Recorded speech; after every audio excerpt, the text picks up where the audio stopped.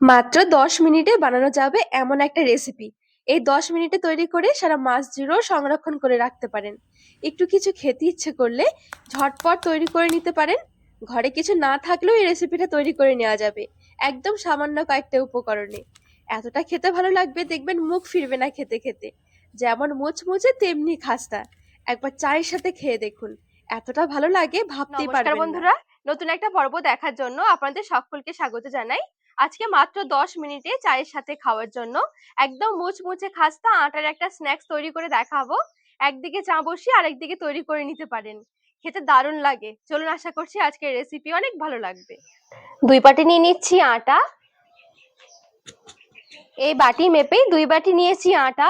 2 বাটি আটার জন্য হাফ বাটি নিয়ে নিচ্ছি সুজি। 2 চামচ ঘি দিয়ে একটু আটা আর এই সুজিটা ময়াম দিয়ে নেব।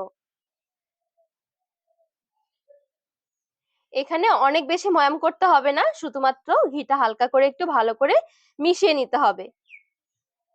তেলে ভেজে তৈরি করব, তো সেই কারণে অনেক বেশি ময়াম হয়ে গেলে তেলটা অনেক বেশি টেনে নেবে। একদম হালকা করে একটু ঘি দিয়ে শুধুমাত্র ফ্লেভারের জন্য একটু মিশিয়ে নিতে হবে। আর এখানে আমি ঘি নিয়েছি, চাইলে কিন্তু আপনারা এই ঘিয়ের পরিবর্তে সাদা তেলটাও নিতে পারেন। তো এখানে সুন্দরভাবে ঘিটা মিশিয়ে নিয়েছি। অল্প একটু দিয়ে দিচ্ছি কাজু কাঠবাদাম কুচি, চিনেবাদাম কুচি, 2 চামচ গুঁড়ো দুধ, এলাচ গুঁড়ো দিচ্ছি ফ্লেভারের জন্য, একটু সামান্য একটু লবণ, আর 2 থেকে 3 চামচ নারকেলের গুঁড়ো দিয়ে দিচ্ছি। ভালো করে মিশিয়ে নিচ্ছি সবকিছু। আর এই নারকেলের গুঁড়োটা দেখবেন যে কোনো বড় মুদিখানা দোকানে কিনতে পেয়ে যাবেন। শুকনো নারকেলটা দিলে কি এই স্ন্যাক্স গুলো আপনারা অনেকদিন পর্যন্ত সংরক্ষণ করে রাখতে পারবেন। তাছাড়া কিন্তু একটু ফ্রেশ নারকেল কুড়িয়েও দিতে পারেন বা একটু কুচিও দিতে পারেন। নারকেলটা দিলে খেতে একটু বেশি ভালো লাগে। এদিকে একটা বাটি নিয়েছি, যে বাটি মেপে আটা নিয়েছি সেই বাটি মেপে হাফ বাটি নিয়েছি চিনি। চিনিটা বাড়িয়ে কমিয়ে নিতে পারেন, তবে এই হাফ বাটি কিন্তু একদম পারফেক্ট হবে। আর হাফ বাটি দিচ্ছি জল। এবারে জলটা চিনিটা একটু নেড়ে ছেড়ে মিশিয়ে নিচ্ছি একদম হালকা করে। এই চিনি আর জলটা এখানে নিয়ে নিচ্ছি। এই চিনি আর এই জলটুকু দিয়ে ডো মাখাবো।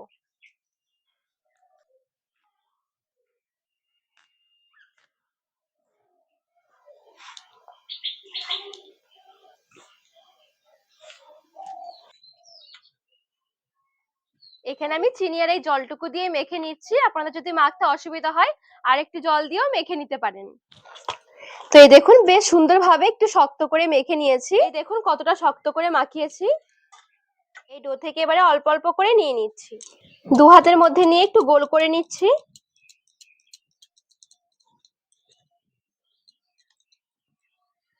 এবারে একটু কেটে কেটে ডিজাইন করে দিচ্ছি, একদম হালকা পাতলা একটা ডিজাইন। এই দেখুন ঠিক এরকম করে। চাইলে এখানে আপনাদের পছন্দ মতন একটু শেপও তৈরি করে নিতে পারেন।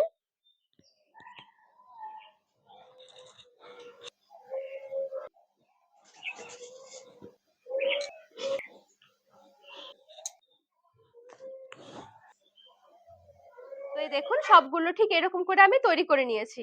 এবারে কড়াইয়ে অল্প একটু সাদা তেল হালকা গরম করে নেব।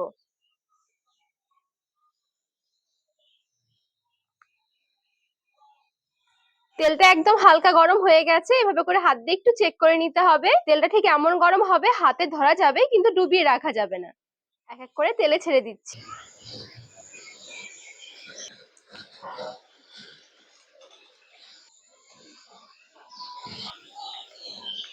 কয়েকটা তেলে ছেড়ে দিয়েছি।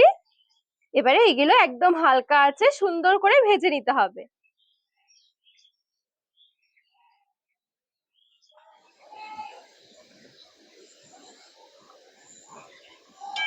ভাজতে ভাজতে দেখবেন হালকা একটু কালারটা চেঞ্জ হয়ে আসবে। এবারে একটু উল্টে দিতে হবে, উল্টে ওই দিকটাও আমি ভালো করে একটু ভেজে নেব।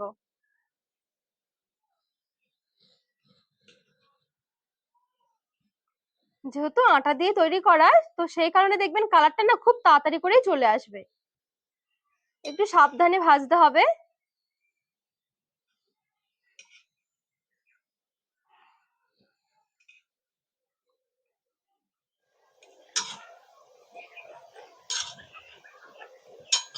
এই দেখুন সুন্দর কিন্তু একটা কালার এসে গেছে ভাজতে ভাজতে।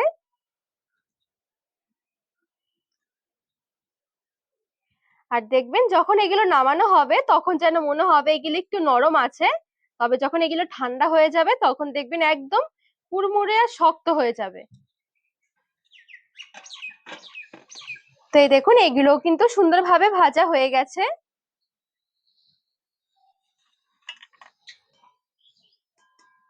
আর দেখবেন এগুলো ভাজতে না খুব বেশি তেলও টানবে না। বাদ বাকি গুলো ঠিক আমি একইভাবে ভেজে নেব।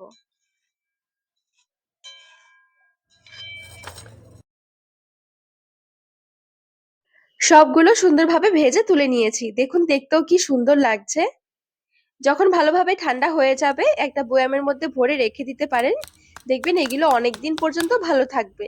খুব সুন্দর মুচমুচে আর খাস্তা। একটু গরম রয়েছে বলে ভেতরটা একটু নরম মনে হচ্ছে, তবে এটা যখন একদম পুরোপুরি ঠান্ডা হয়ে যাবে দেখবেন একদম বিস্কুটের মতন শক্ত হয়ে যাবে। চা দিয়ে খেতে যে কি ভালো লাগে, না বানিয়ে খেলে বিশ্বাসই করতে পারবেন না। তো বন্ধুরা আজকে রেসিপি আপনাদের কেমন লেগেছে অবশ্যই কমেন্ট করে জানাবেন।